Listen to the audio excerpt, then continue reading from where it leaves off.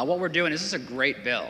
And what we're doing is we are reducing the amount of corporate and business subsidies that are primarily benefiting the metro area, the 11-county metro area, and we're reprioritizing those resources on infrastructure. We're reprioritizing them for wastewater infrastructure in southwestern Minnesota, water infrastructure, to fully fund the Lewis and Clark project.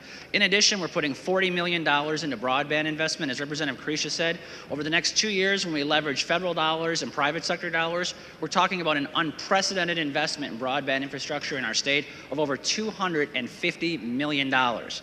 In addition, we're modernizing our state's telecommunication regulation scheme so that it takes into account new and emerging technologies for which these regulations were never intended. This is going to create jobs and remove barriers to competition, as well as to incentivize the development of these new emerging technologies.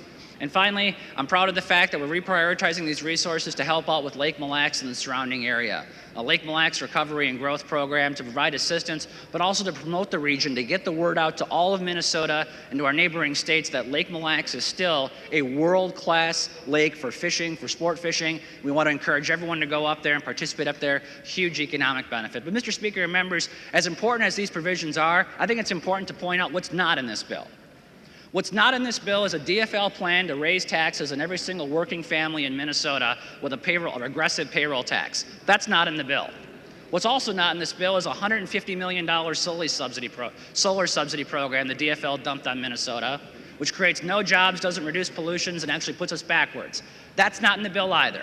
And third and finally, members, I'm proud of the fact that what's not in this bill is the government using unions to force small businesses, home daycare businesses, to be unionized. Forcing home daycare businesses to be unionized, that's not in the bill either. In fact, we're repealing that so these businesses can get away from this burdensome regulation of government and unions. Mr. Speaker, remember, I'm happy to present this bill, and let's move on to the amendments. Thank you.